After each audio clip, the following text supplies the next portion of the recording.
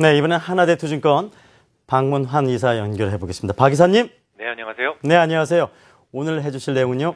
네, 지난주에 이어서 이번 주에도 상당히 큰 이벤트들이 모여 있습니다. 이번 주 가장 중요한 이벤트라면 이란 핵 협상을 들 수 있습니다. 시한은 실질적으로 오늘을 포함해서 달랑 이틀 남겨두고 있기 때문인데요. 유가에 가장 큰 영향을 줄 수 있는 뉴스입니다. 지금까지 나온 자료들을 모두 살펴보면 타결 가능성은 절반 이상인 것으로 보이는데요. 일단 AP통신의 보도를 보면 이란이 우라늄 응축 프로그램에 대한 제한을 수용할 가능성이 있다라고 주장하고 있습니다. 실제로 핵 협상 당사국인 러시아의 세르게이 외무차관 역시 지난 28일 러시아 언론과의 인터뷰에서 협상 타결 가능성은 50%를 넘는다라고 밝힌 바 있고요. 그리고 프랑크 발터 독일 외무장관도 길었던 협상의 마지막 단계가 시작됐다라고 주장했었습니다. 특히 지금 이 시각 미국과 이란의 협상 참가국인 영국, 독일, 프랑스, 러시아, 중국 등 나머지 5개국의 외무장관들이 스위스 로션에 도착했습니다. 전체 회의를 시작했는데요. 전체가 모였다라는 말은 어느 정도 합의안에 대한 윤곽이 잡혔다라는 것을 의미합니다. 저는 사실 절반보다도 높은 확률로 타결 가능성을 높게 보고 싶었었습니다만 마음에 걸리는 부분도 있습니다. 바로 네타냐후 이스라엘 총리 때문인데요.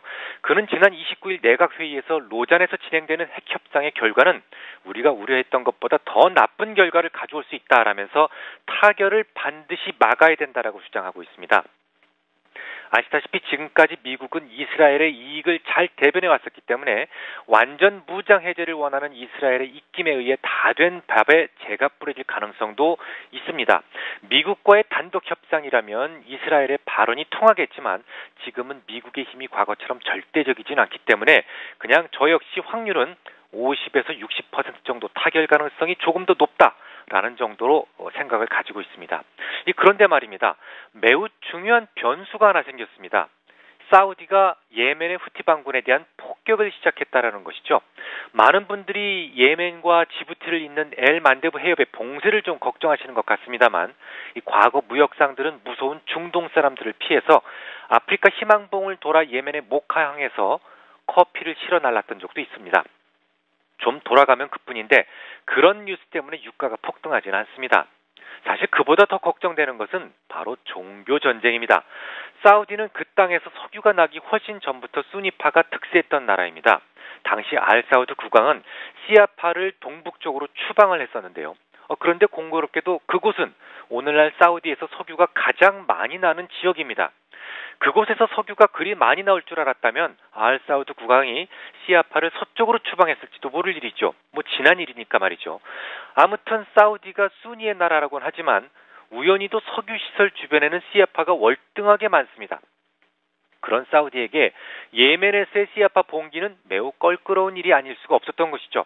북동쪽 시아파 삼각지대에서 비슷한 일이 만약에 생길 경우에 석유와 관련된 금권을 시아파에게 송두리째 빼앗길 수도 있기 때문입니다.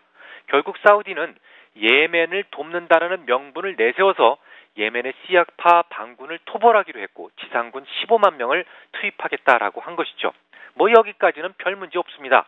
이 땅에 일어나는 흔한 전쟁 중에 하나일 뿐이죠. 하지만 실제로 큰 문제가 생길 수도 있는데요. 시아파의 종주국이라고 볼 수 있는 이란 때문입니다. 지금 이란은 정치인들이 핵 협상을 하고 있습니다만 이란은 정통적으로 정치인들의 입김보다는 종교 평화의 입김이 훨씬 더 큽니다. 그들의 결정을 정치인들이 무시할 수가 없기 때문에 만약 이란의 종교 지도자들이 시아파 형제들을 도와야 된다라는 결정을 할 경우에는 사태는 완전히 역전될 수도 있습니다. 그렇게 되면 유가는 폭등할 수도 있고요. 정유, 태양광, 조선, 화학주 등 이 석유에 대한 상관계수가 높은 종목군들 빠르게 반전할 수도 있는 겁니다. 이처럼 이번 주에는 시장과 관련된 큰 영향을 주는 요인 중에 하나인 석유와 관련된 매우 중요한 사건들이 결정될 겁니다. 다만 예측이 전혀 불가능합니다. 그래서 뉴스의 흐름을 잘 보시고 여러분들 나름대로 대응을 하셔야 될 것 같습니다. 그 외에 연방준비은행들의 은행 총재들의 발언이 몇 개 준비되어 있습니다만 별로 중요하지 않습니다. 경제지표로서는 미국의 2월 개인 소득과 소비가 발표될 예정입니다. 개인 소득은 전월 대비 0.3% 정도 증가될 것으로 전망되고 있고 개인 소비는 0.2% 증가해서 지난달 마이너스 0.2에서 화끈하게 반전을 줄 것이다 라고 시장 컨센서스가 형성되고 있습니다. 아시다시피 소비 지표는 매우 중요한 지표죠. 또한 제조업 지표의 황제라고 볼 수 있는 3월 ISM 제조업 지수가 발표될 예정인데요. 지난달 대비 무려 0.4포인트나 하락할 것이다 라는 컨센서스가 형성되어 있습니다. 그럼 시장이 별로 안 좋을까요? 그렇지는 않습니다. 설령 안 좋게 발표된다고 하더라도 투심이 위축될 이유 없습니다. 지난주 발표됐던 GDP를 예를 들어서 좀 더 자세한 설명을 드려보도록 하죠. 단순하게 명목상의 수치만 본다면 지난 3분기 대비 절반으로 위축된 GDP 성장률을 보고 미국의 경제가 지금 위축되고 있구나 라고 생각하실 수도 있겠습니다. 하지만 그렇지 않습니다. 미국 경제는 매우 양호합니다. 그래서 금리도 올리겠다고 그러는 것이고요. GDP가 위축된 것은 대부분 석유 때문에 왜곡된 수치입니다.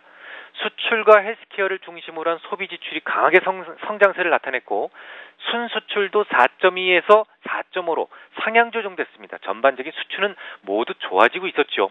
다만 그럼에도 불구하고 크게 위축된 이유는 국제 유가가 급락하면서 원유 및 가스 재고의 가치가 감소했기 때문입니다. GDP와 소비 지표는 수량 개념이 아니라 가격 개념이죠. 재고는 물론 늘었지만 유가 하락으로 인해서 그 가치는 감소했습니다.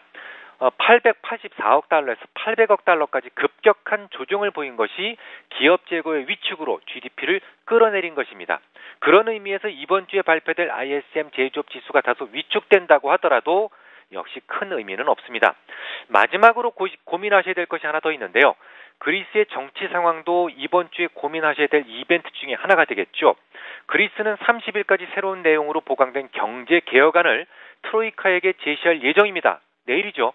만약 통과되지 못한다면 그렉시트에 대한 우려감이 잠시 커질 수 있습니다.